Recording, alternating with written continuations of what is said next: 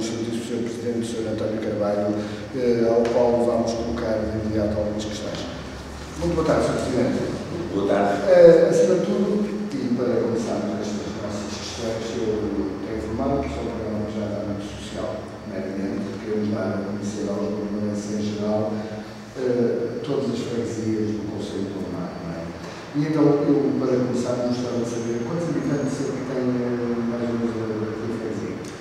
Antes de mais, muito boa tarde, agradeço a vossa disponibilidade para, com esta iniciativa, ter a oportunidade de divulgar algumas informações importantes sobre as características da nossa freguesia e dos problemas que estão na atualidade.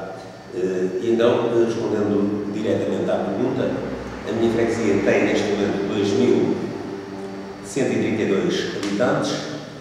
Em 2001 tinha 2.353, o que quer dizer que perdeu cerca de 9,39% dos habitantes neste período de 2001 a 2011. A causa está tentada, Sr. Presidente? Eu penso que a causa se inscreve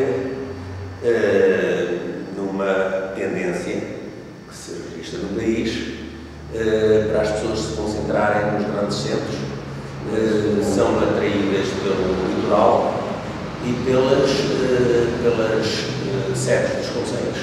Isso sucede no Conselho de Gondomar e na maioria dos concelhos de Portugal. Eu penso que está mais nesse... tem a ver mais com essa razão do que propriamente por algum motivo específico. E isto porquê? Porque a minha freguesia está servida de bons equipamentos sociais, está servida também de boas infraestruturas e tem, nomeadamente ao nível das acessibilidades, tem agora acesso direto à 41. Parece que está aproximado bastante do grande centro mais próximo do Porto, não é? Diga-me uma coisa, como é que estamos em termos de desemprego e a freguesia? A freguesia registra um nível de desemprego apreciável, porque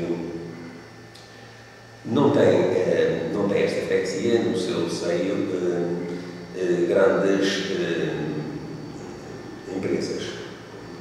Dito de outra forma, há uma grande empresa sediada na freguesia, com instalações na freguesia, que é a Turbogás, que é uma empresa com projeção nacional e internacional, só que a nível de mão de obra emprega umas poucas dezenas de funcionários.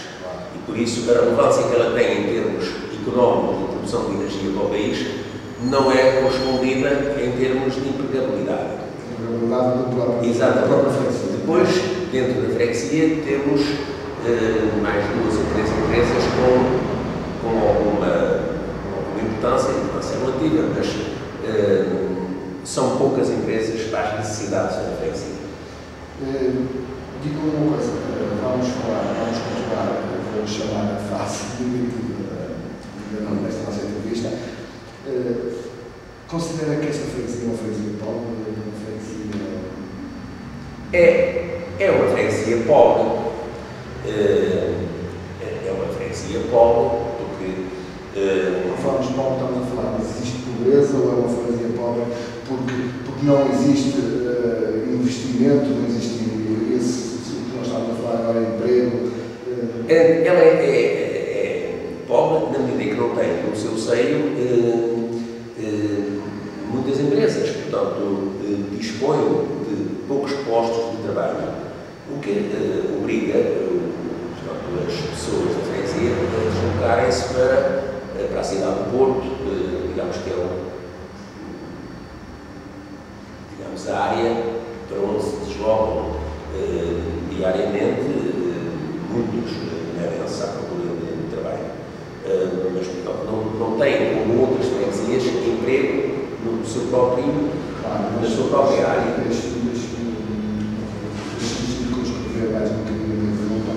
Vocês aqui diretamente na junta têm algum pedido de apoio da parte da população?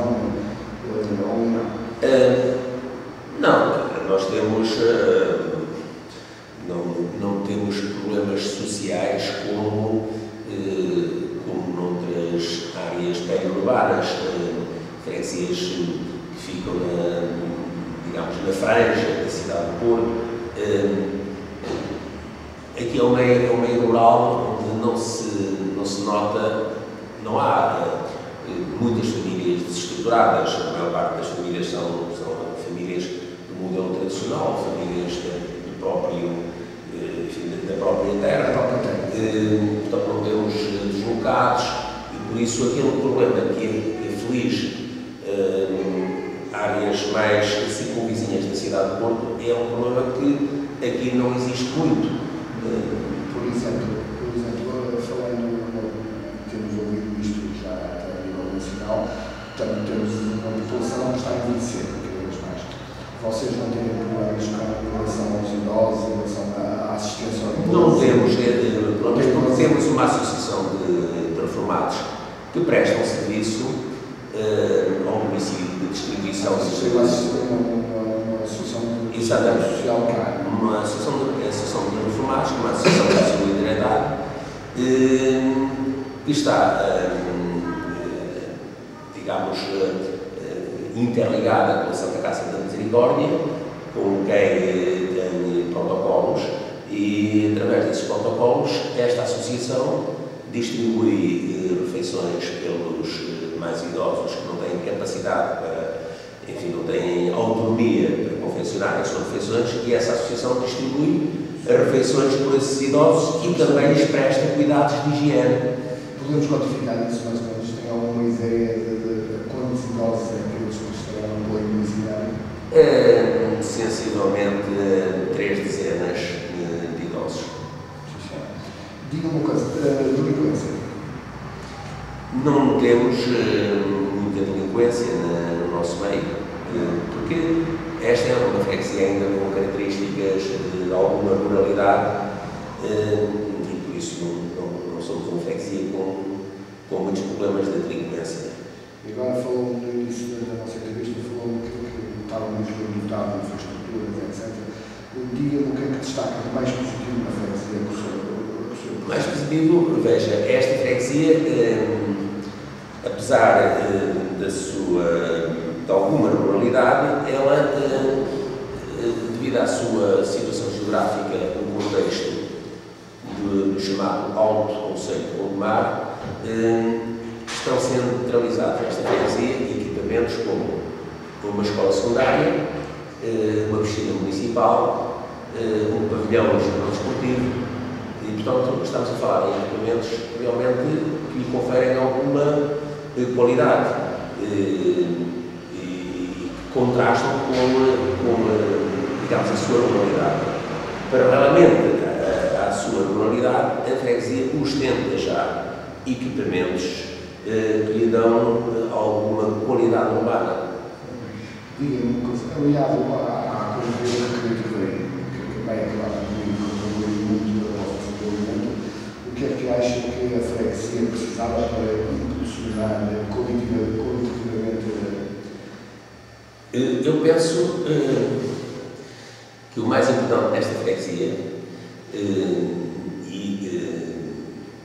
julgo mesmo em todo o nosso país que tem estas características, eu penso que programas de qualificação profissional a sério, para requalificar as pessoas, eu penso que esse é que é o caminho, porque nós temos muita gente desempregada, sobretudo ao nível feminino, ao nível das senhoras, e isso tem a ver, portanto, com uma disfunção social que se inscreve no nosso atraso.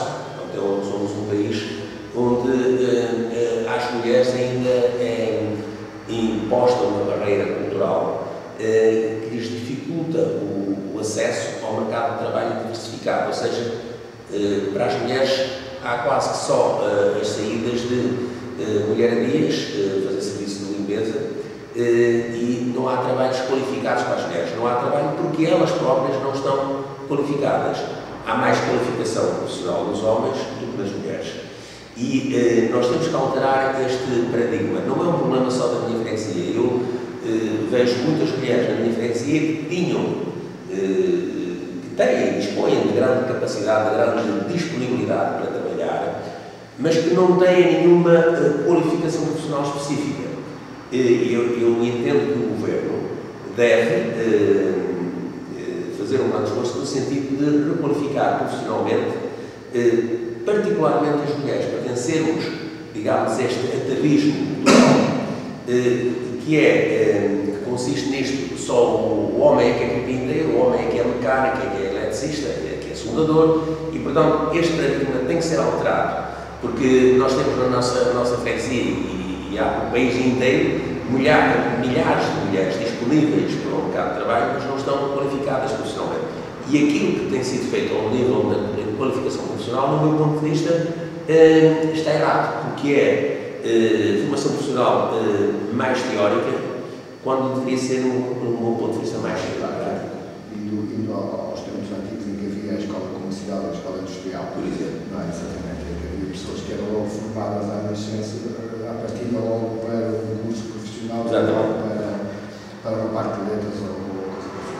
Mas digo uma coisa, ok, eu entendo perfeitamente isso que os senhores estão a dizer, só que eu queria alguma coisa mais específica que gostasse de ver implementado na sua freguesia e que ache que contribuísse para o crescimento da mesma. Por exemplo, como a Aquilino vai acabar por trazer, se calhar bom e mau, mas vai acabar por nos trazer pessoas para cá, porque vocês ficaram muito mais próximos. Pois,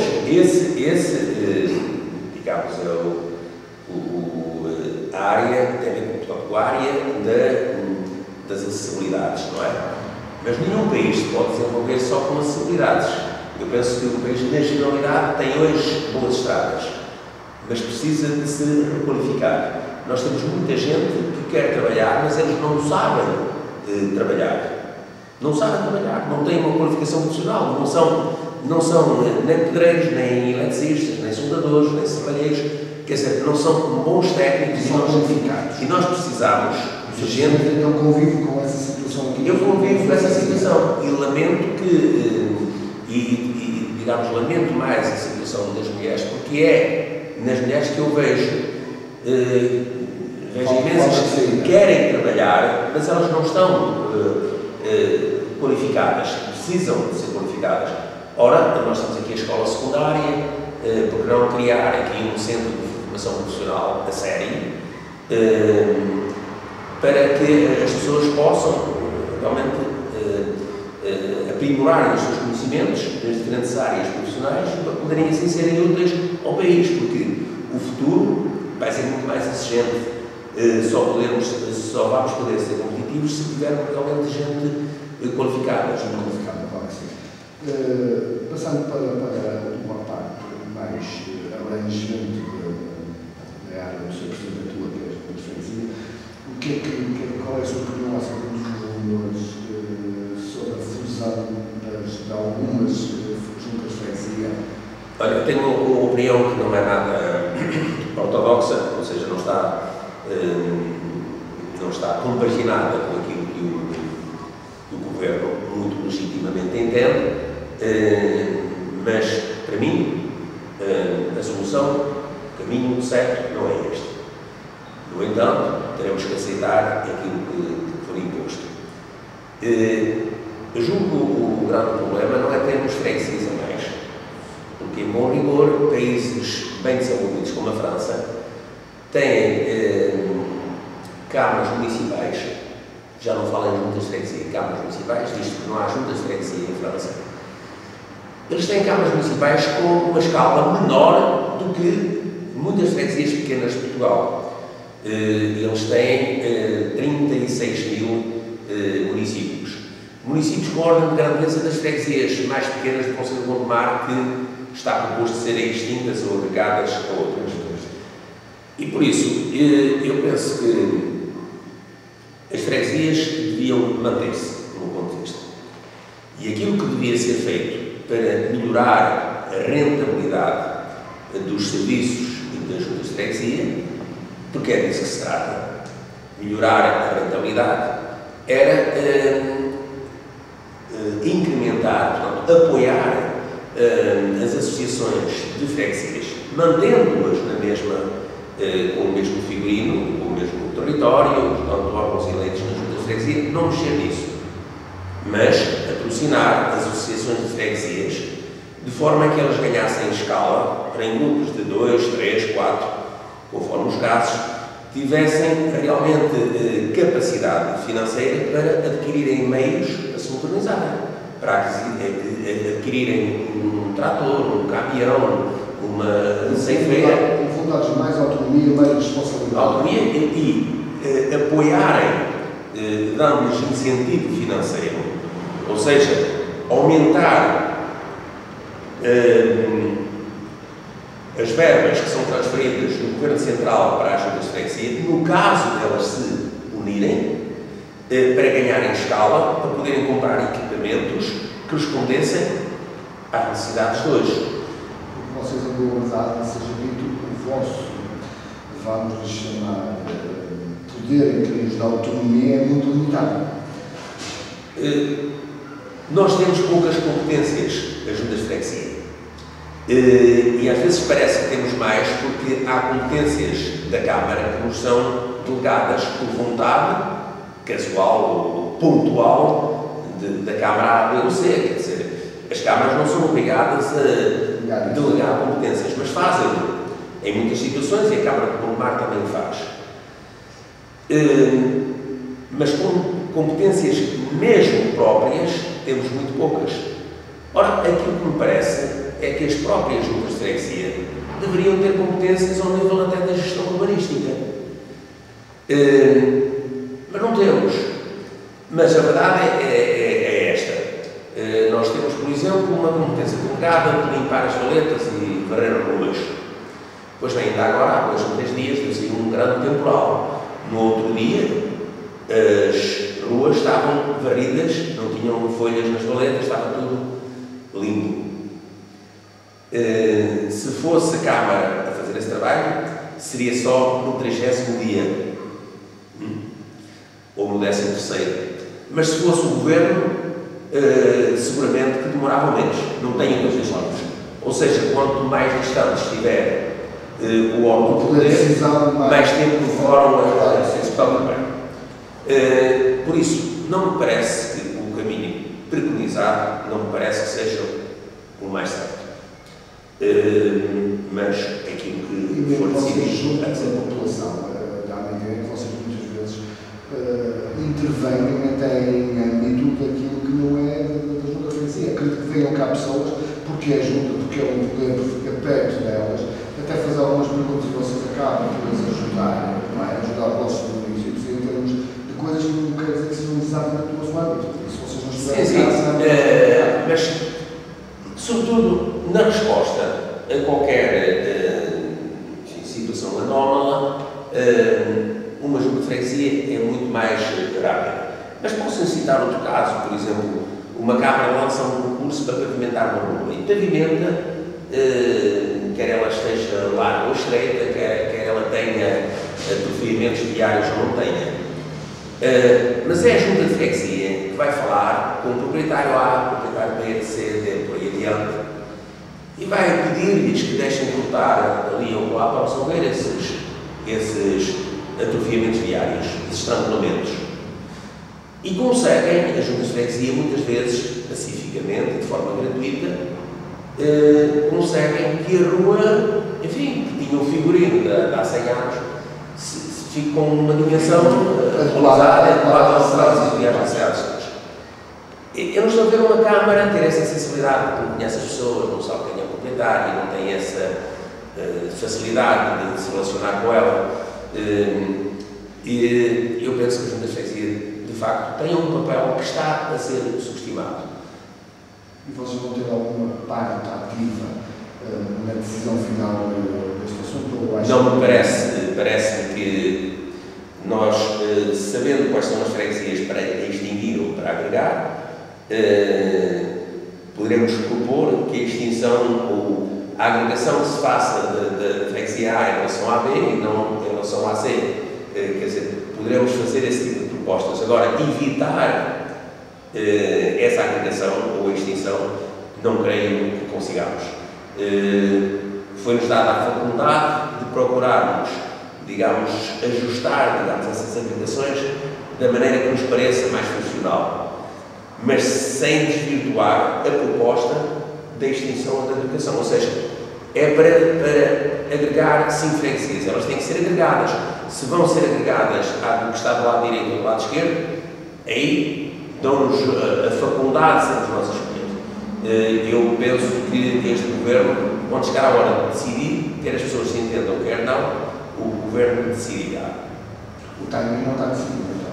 Em julho do ano que vem tem que estar tudo decidido. É um futuro muito breve. Diga uma coisa, se alargando um bocado mais e estamos a referir a opinião do autarca e do cidadão neste caso, o que é que acha do momento atual político e económico, quer em Portugal, se calhar quer na Europa? Qual é a sua opinião? Bem, a minha opinião é assim, é muito simples. Eu não percebo nada de economia, mas sei que todas as pessoas que gastam mais do que a riqueza conseguem gerar estão no caminho errado. Ora, nós gastámos durante muito tempo mais dinheiro do que aquilo que conseguimos produzir. Por isso, agora vamos ter que pagar. Porque quem nos empresta o dinheiro não quer gastar mais, não é? E por isso temos que nos submeter a um processo de austeridade, de emagrecimento.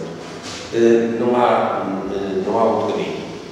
Durante muitos anos recebemos subsídios para resolver problemas estruturais, saneamento, redes de abastecimento da água, problemas esses que realmente significam, uma vez resolvidos, significam, traduzem-se num benefício grande para a população.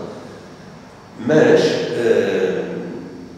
aquele dinheiro que, em vez de ser utilizado para a modernização de uma empresa, foi utilizado para a modernização da frota automóvel do dono da empresa, é claro que esse dinheiro não foi utilizado devidamente. E houve muitas situações em Portugal em que o dinheiro não foi utilizado para os fins que estavam previstos. E por isso temos agora esse problema.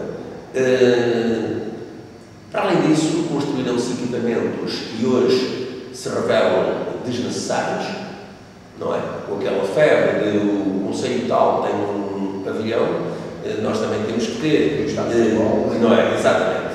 E toda a gente sabe, se eu comprar um casaco para me resguardar do frio, economicamente é correto, porque depois não apanho uma constipação, não tenho dias, digamos, de doença e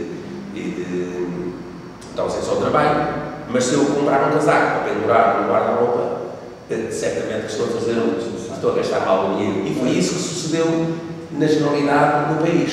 Agora, temos que voltar ao princípio. Permita-me que vamos dizer, restrinja um bocadinho este âmbito e falo de uma coisa que eu sei do Estado, que no fundo acaba por ser um caso de funcionário público. Não acham, em sua opinião, que está-se a pedir um esforço demasiado grande ao funcionário público, que parece dar um bocadinho a imagem de que o funcionário público está carregando muito cá esta crise, por exemplo, não sei o que é que se já trocou ideias com as pessoas que trabalham com o produzido, provavelmente serão afetadas em relação ao subsídio natal, em que, por conhecimento próprio, por essas pessoas com quem eu falo, há pessoas que muitas vezes nem sequer utilizam esse dinheiro para ir de férias, utilizam esse dinheiro para repor uma estabilidade financeira ao longo do ano, para pagar o seu automóvel, para pagar o IMI, etc. Você já trocou alguma ideia com esses seus colaboradores acerca disso? Eu vejo as coisas desta forma. A minha opinião é esta. O país está numa crise tremenda.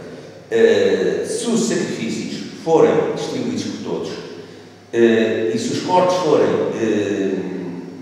maiores para os que têm mais regalias, eu concordo.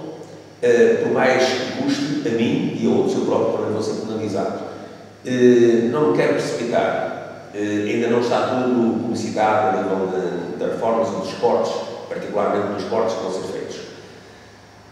Se eu vir que toda a gente é abrangida, Eu concordo. Se eu vi que ficam de fora pessoas que estão contempladas com regalias que eu julgo que são inaceitáveis no tempo que vivemos, nessa altura, naturalmente que sou contra. Ora, isto ainda não chegou ao fim, portanto o quadro ainda não está fechado, o Governo continua a dizer que todos, e sublinham todos, a palavra todos é sublinhada, eu estou à espera para ver se são de facto todos, não é? É só essa a questão. Agora, o sacrifício tem que ser feito. Exatamente. Se tem que ser feito, tem que ser feito. Entendi perfeitamente. Diga-me uma coisa, mas acha que, por exemplo, esse agravar as circunstâncias que nós dizemos entendidos nestas questões, no mínimo teremos mais 2 ou 3 anos, seguramente, pelo menos esses, de agravamento de carga fiscal, agravamento de condições a nível do que nós estamos habituados e de bom viver, acha que isso irá agravar a sua freguesia ou a minha freguesia, a nível de receitas, desde 2009, já tem menos 20 mil euros por ano. O que por muito mais é muito. Exatamente.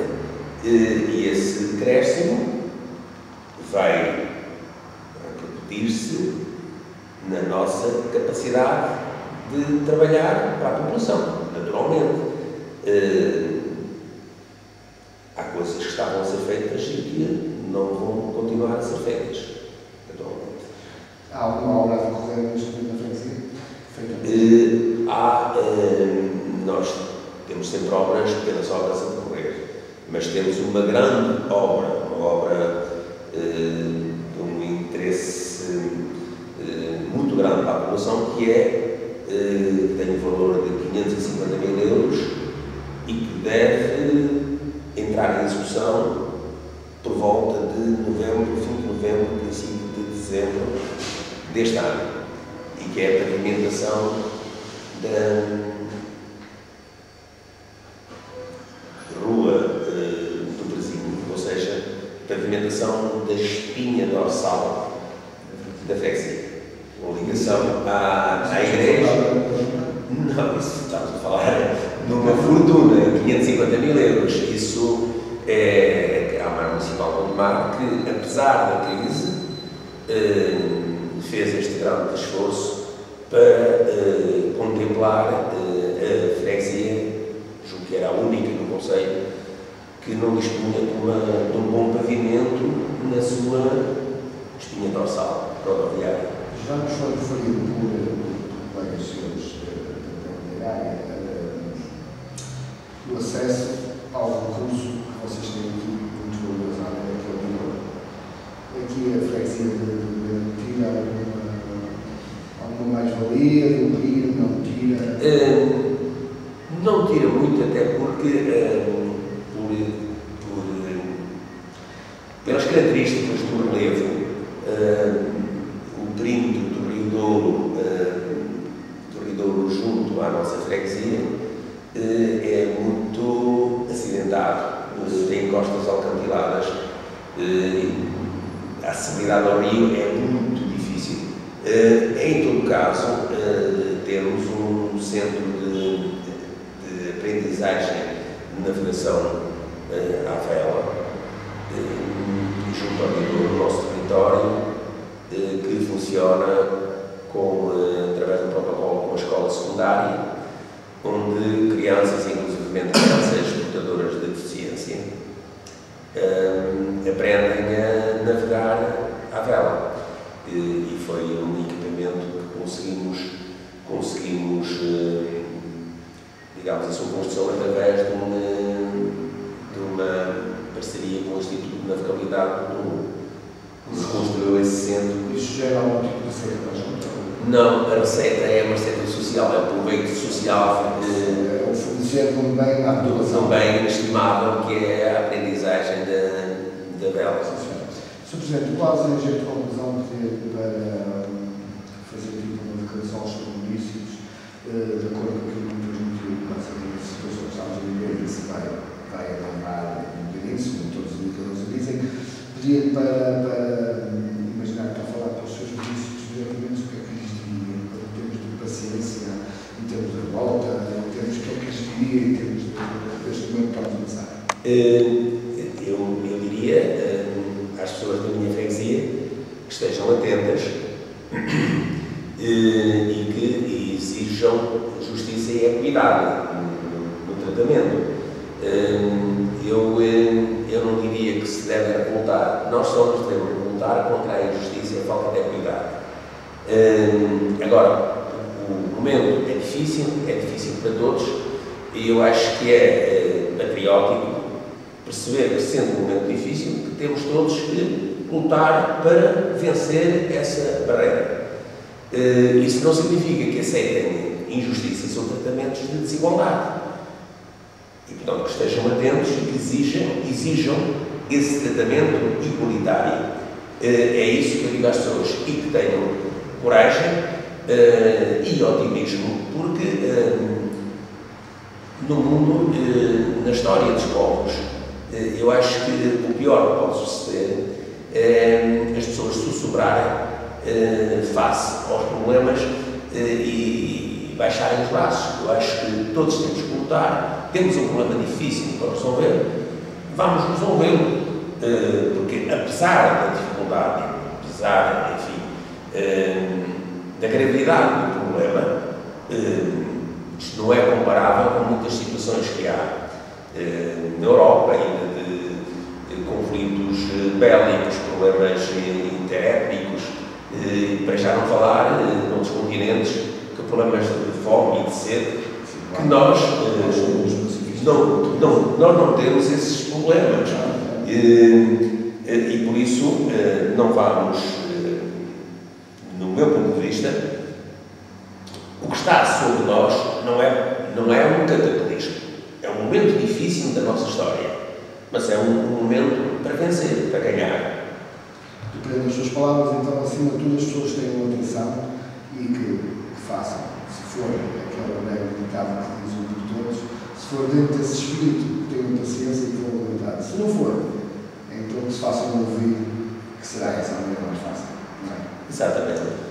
Se mesmo para terminássemos, então agora pediria a sua opinião como autarca e como cidadão acerca do aparecimento de iniciativas como esta da Rede TV. Eu acho que esta é, tudo que seja dar voz aos eleitos do povo é importante, porque, não sendo eles enfim, mais que os outros, mas representam todos os outros e conhecem os problemas de cada comunidade. E por isso estão, enfim, numa posição ideal para transmitirem a realidade da comunidade que representam e que os elegeu. Sr. Presidente, em nome da Rede TV, o nosso muito obrigado.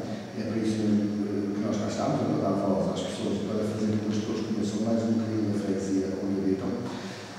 Quanto a si, caro telespectador, cá nos encontramos para a semana, no sítio de costume, no programa A Autarquia em Sua Casa. Muito boa tarde, obrigado.